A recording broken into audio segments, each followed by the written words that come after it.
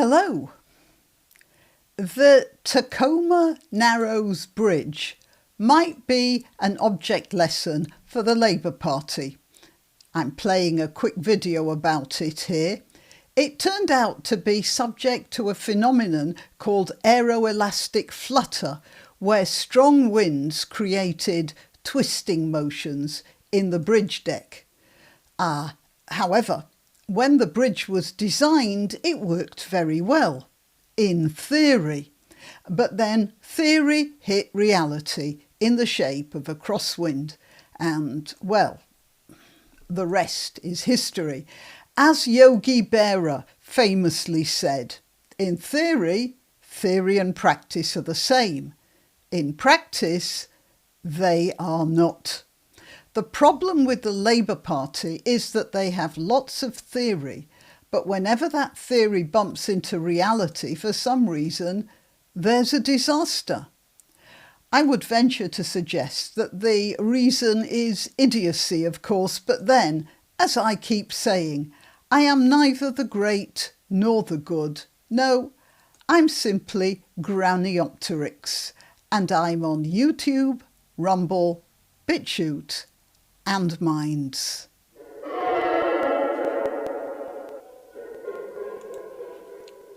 So, back to this story.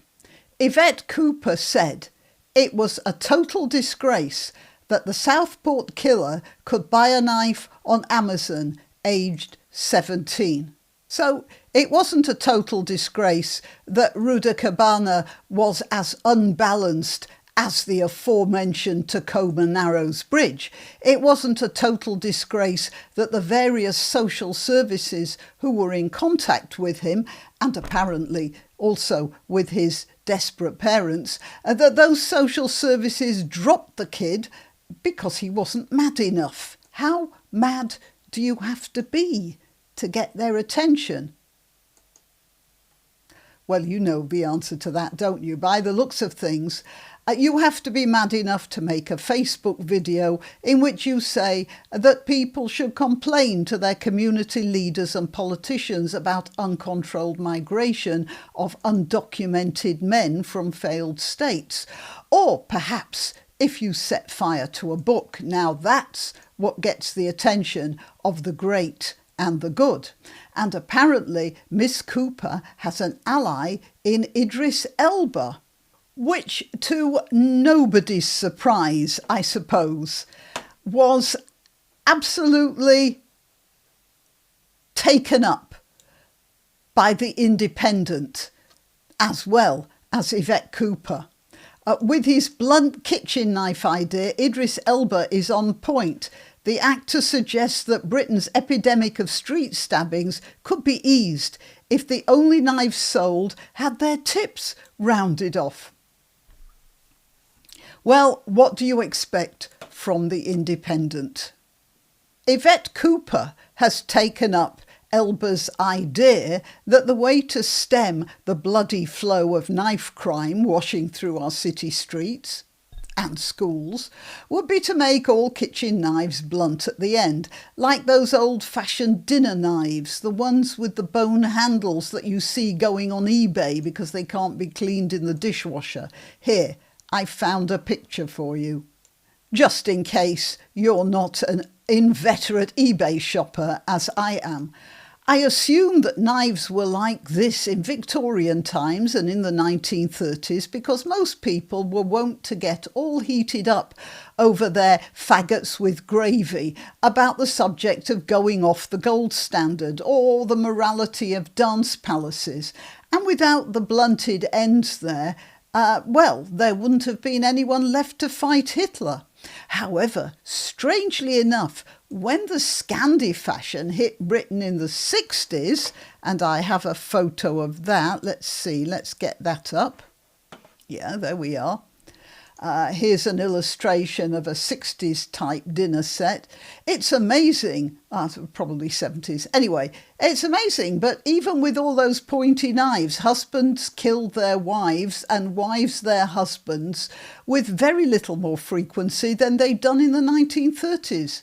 You see, here's another example of theory and practice. and the star of such films as, well, The Suicide Squad and Luther, The Fallen Son, and The Harder They Fall, and Hobbs and Shaw.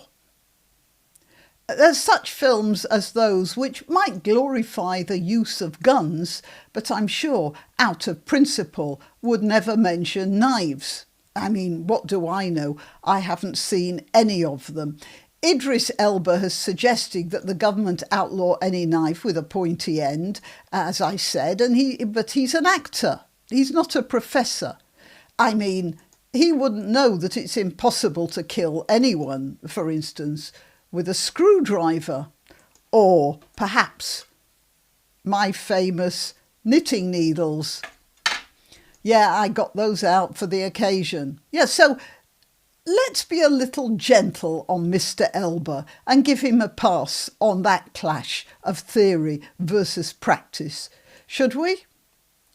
On the other hand, here's Yvette Cooper, our Home Secretary, who, according to the Daily Mail, is actually considering that piece of nonsense as a possibility.